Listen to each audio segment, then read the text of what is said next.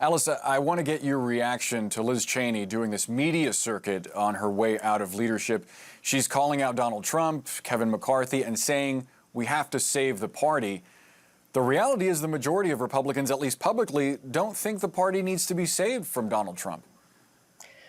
Let me just say, first of all, Boris, that Liz Cheney is 100% correct in everything that she just said. We need to stick to the truth. We need to stick to policy. I've supported everything she said with regard to we had free and fair elections, that Joe Biden won, Donald Trump lost. We should not have had the insurrection. We should not have challenged the outcome of the results. But the truth is, in her position of leadership, she needed to focus on taking our fight to Joe Biden and not litigating her fight with Donald Trump, and that is why she's no longer in the position. What I do expect with the new leadership under Elise Stefanik is to bring about unity, focus on policies, and pushing forward to win in 2022, putting behind us the lies of the big lie and the inequalities in our election. We have wonderful elections in this country. We have a great system of democracy in this country. We need to focus on that. But the Republican Party, we need to keep those Trump loyalists on board, and we also need to bring on the disaffected Republicans that we lost due to this divisive language, and that's the goal for a winning formula for Republicans moving forward. Michael, the part of the interview, and specifically that soundbite that we just played that stood out to me is Cheney not so subtly calling out people in her own party, like Marjorie Taylor Greene, for example. She talks about getting back to a time where we have confidence in our views. It sounds like she's lamenting that instead of trying to win with ideas, the GOP has leaned into Trumpism with bluster and stunts, getting headlines and clicks and attention, instead of trying to win on ideas. Is that where the votes are? Well, I think that's where some members are, and I think it's going to be an increasing issue in both parties. As Cheney said, the incentives are aligned in the wrong way in a lot of ways right now. But I do agree that this is an opportunity to turn the page and start talking about the failures of the Biden administration, border security, a Middle East in flames, high gas prices, inflation, trillion-dollar spending plans coupled with job-killing tax hikes, and offering better solutions rooted in Republican principles to the real issues that the American people face. I think we have a real opportunity to do that with this new leadership team. And that's the thing that's going to give us success going into the midterms in 22. I'm curious about this commission, this bipartisan commission to analyze the events of January 6th. Alice, we've heard from several law enforcement officers who defended the Capitol that day, some of them accusing Republicans of whitewashing what happened. Do you think enough Republicans are going to actually back this commission, especially if it finds what we all know, what Leader McCarthy said after the insurrection, that Donald Trump bears responsibility? I certainly hope there's bipartisan input into this. Everyone, Republicans and Democrats alike, were in danger on January 6th, and we owe it to them and to our American public and the Constitution of this country to find the truth. And I fully support complete and full investigation of this. I think Liz Cheney was absolutely correct in her emphasis on this.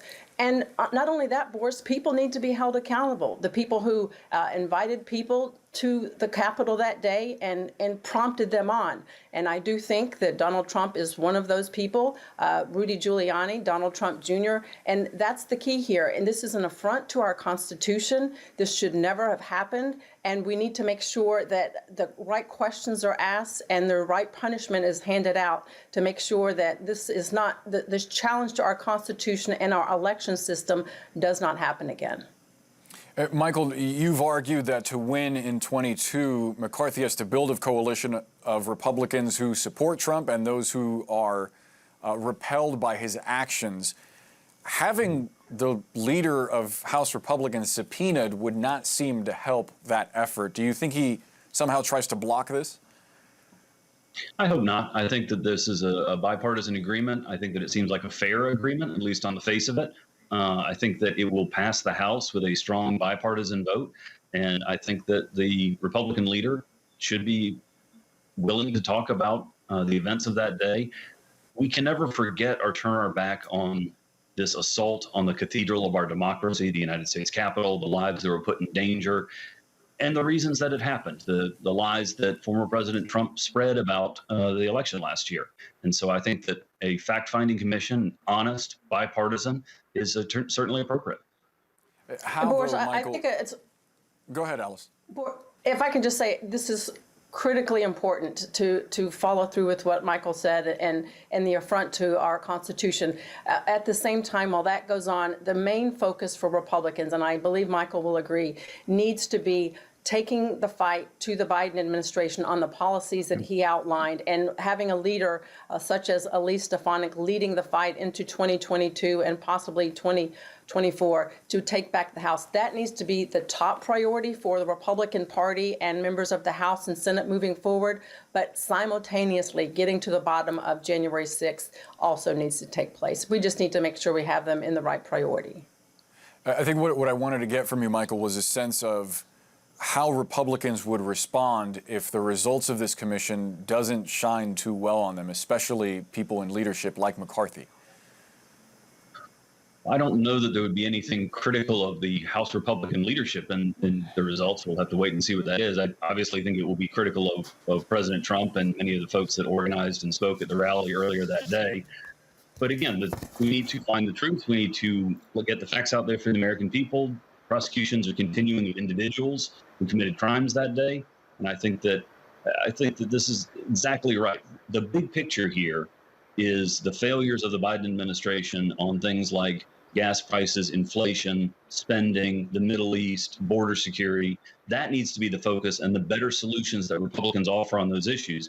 But we can, in one of the most horrible cliches of Capitol Hill life, we can walk and chew gum at the same time. We can have a commission look into the events of January 6th, investigate the past, while also looking to the future and offering an agenda that the American people will support.